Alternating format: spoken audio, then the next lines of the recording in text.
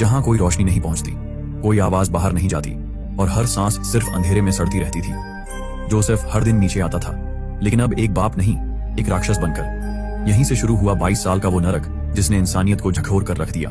अब शुरू होती है वो रूह को हिला देने वाली सच्ची कहानी, जो दुनिया के सबसे खौफनाक और अमानवीय अपराधों में गिनी जाती है। एक बाप ने जो किया, उसे सुनकर आत्मा कांप उठती है।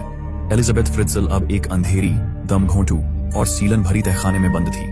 ये तहखाना उसी के घर के नीचे था, जिसे उसके अपने पिता जोसेफ फ्रिट्जल ने बेहद चालाकी से बनवाया था।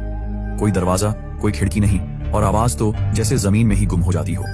और यहीं से शुरू होता है उस नरक का असली चेहरा। एलिजाबेथ के जीवन का अगला हिस्सा हर रोज तड़प से भरा था। उसी तहखाने में उसके पिता जोसेफ फ्रिट्जल बार बार आता था और एलिजाबेथ के शरीर और आत्मा के साथ ऐसा व्यवहार करता था जो इंसानियत को शर्मसार कर दे। उसने उसे ये तक कह डाला, तू जितना जोर से चिल्ला सकती है चिल्ला ले, तेरी आवाज इन दीवारों से बाहर नहीं जाएगी। यहाँ सिर्फ मैं सुनता हूँ और मैं कुछ नहीं सुनना चाहता। एलिजाबेथ का पहला बच्चा उसी तहखाने में जन्मा। वह बच्चा बहुत बीमार था और जोसेफ फ्रिट्जल ने ना तो कोई डॉक्टर बुलाया, ना इलाज करवाया। बच्चा कुछ ही दिनों में मर गया। एलिजाबेथ अपनी गोद में अपने पहले नवजात को मरा हुआ देखती रही, लेकिन उसके आंसू तक किसी ने नहीं देखे। वह बच्चा और किसी का नहीं, इसी राक्षस जोसेफ फ्रिट्जल का था। जोसेफ ने बिना किसी पछतावे के उस नन्हे शरीर को जला दिया या कहीं दफना दिया, किसी को नहीं पता। इसके बाद एलिजाबेथ ने और भी बच्चों को जन्म दिया, कुल 7, लेकिन उनमें से 3 को फ्रिट्जल ने उसी तहखाने में रहने दिया और बाकियों को बहाने बनाकर ऊपर की दुनिया में छोड़ आया।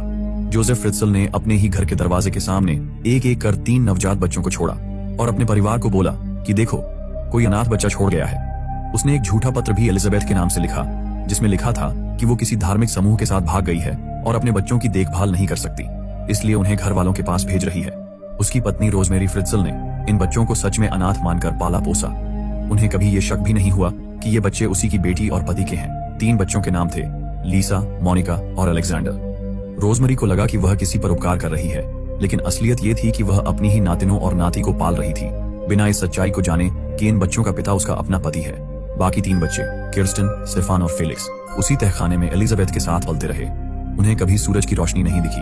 उन्हें नहीं पता था कि बाहर की दुनिया कैसी होती है, सड़क क्या होती है, स्कूल क्या होता है, या हवा कैसी लगती है खुले आसमान के नीचे। वे दीवारों से घिरे डर और घुटन में बड़े होते गए। जोसेफ अक्सर तहखाने में आता, खाने पीने का सामान लाता और एलिजाबेथ को धमकाता। उसने इलेक्ट्रिक शॉक देने तक का इंतजाम किया था दरवाजे में, ताकि एलिजाबेथ या बच्चे भागने की कोशिश भी न करें। ये कहानी यहाँ तक पहुँचते पहुँचते इंसान की सहन शक्ति की सीमा को पार कर जाती है। जोसेफ फ्रिट्जल ने एलिजाबेथ के जीवन को एक जिंदा कब्र में बदल दिया था, और इस सब के बीच ऊपर की दुनिया में उसकी पत्नी और बाकी बच्चे यही मानते रहे कि एलिजाबेथ कहीं भाग गई है, और जो भी बच्चे मिले हैं वो किसी अनाथ की औलाद हैं। 24 साल बीत चुके थे। 24 साल अंधेरे में, 24 साल घुटन, अत्याचार और हवस के नीचे दबे हुए। एलिजाबेथ अब 42 साल की हो चुकी थी। उसके 6 बच्चे, जो उसी के पिता जोसेफ फ्रिट्जल के थे, अब उस नर्क के आदी हो चुके थे। लेकिन फिर एक दिन एक ऐसा मोड़ आया जिसने पूरी दुनिया को झकझोर दिया। साल था 2008।